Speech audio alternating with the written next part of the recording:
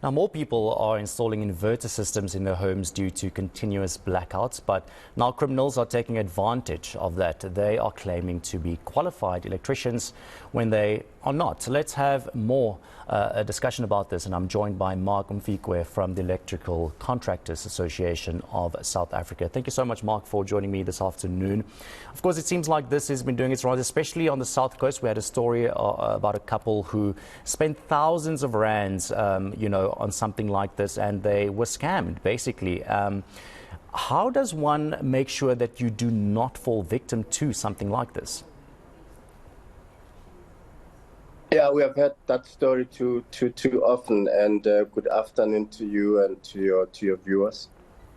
The advent of load shedding has attracted a lot of thugs to our industry. It has also attracted a lot of ignorance of standards of installations, of who qualifies to do electrical installation work. As the Electrical Contractors Association, we have been at pains to let consumers know and sensitize government to the fact that only registered electrical contractors can do PV installations, inverters, as well as batteries that are associated with the storage of power. We have also indicated that only installation electricians and master installation electricians can be able to do this work and do it competently, reliably, but most importantly, safely. We are an animal of statute, the Occupational Health and Safety Act, and it is interesting that we do not fall under some specifically named act, but the Safety Act. Why? Because the work that we do needs to be safe for the end users. It needs to be safe for the environment. It needs to be, the underlying thing is safety. So if you do not do any of this and ensure that you are using an electrical contractor that is registered with the Department of Employment and Labor, that has at a minimum a registered person called an installation electrician, or a master installation electrician, you are actually putting not only yourself but people around you at risk, because you are having a person with no proven competency to actually deliver work that is effectively very, very dangerous. People need to accept that electricity, electrical energy, is a very, very dangerous commodity. And let's talk about that, because the issue here is also these scammers, they are producing certificates showing that they are electricians, they can do the job. But of course, we know that that's not the case. How does one then make sure that you have the right person in your home installing these inverters? Well, saying that they can install these inverters. So how do you make sure that these are actually real workers, and these certificates are not fake? Are fake? Well, the issuer of these certificates is government. Government issues you with a registration card that indicates that you are registered as an electrical contractor. They also issue you, so they've got the database. So you want to make sure of things, they have got the database. But every single member of the Electrical Contractors Association, every ordinary member of the Electrical Contractors Association is registered with the Department of Employment and Labor, because that is one of the things that we verify, that you are so registered. So we independently are able to verify that a person is so registered. But if any person is in doubt and they want to employ anyone to do solar installations or inverter installations or any alternative energy installations, including ordinary installations that we have been using, they are welcome to be in touch with us, and we will be able to confirm for them whether the people are qualified to do the work that they claim to be qualified to do. This is our daily bread. This is an industry that we are looking to protect. But we accept, just like when COVID arrived, every man and his dog were selling equipment that was being used as to prevent COVID. But we know that it was largely money making. Unfortunately, load shedding has attracted the same sort of thugs into our industry, and unfortunately, the end user is a victim.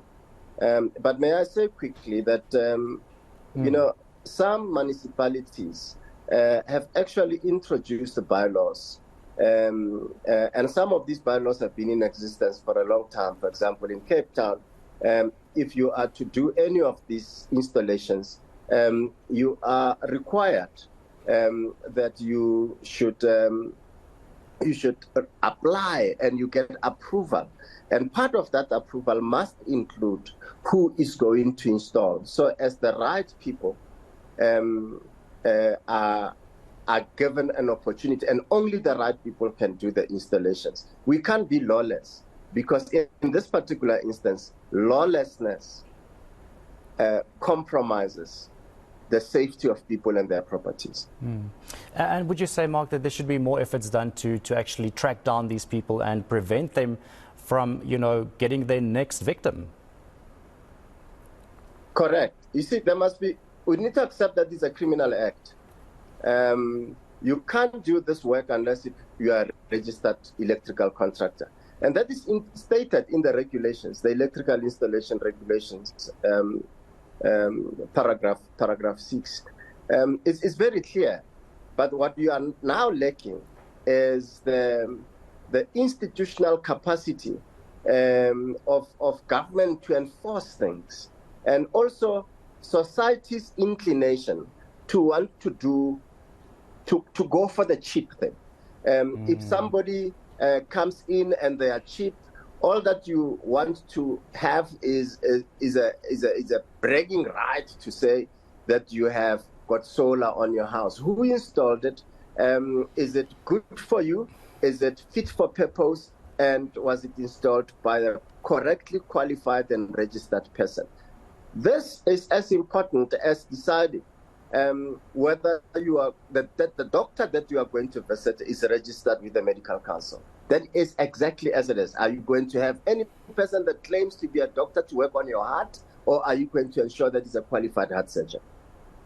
All right, and I think just very lastly, Mark, you know, what would you like to tell people then to make sure that they don't fall victim to scammers like these?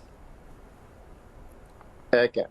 These scammers find two ways in which to operate, at least two that I've identified. One is that there are training institutions that are not accredited by the QCTO that claim to be able to train people to do solar installations.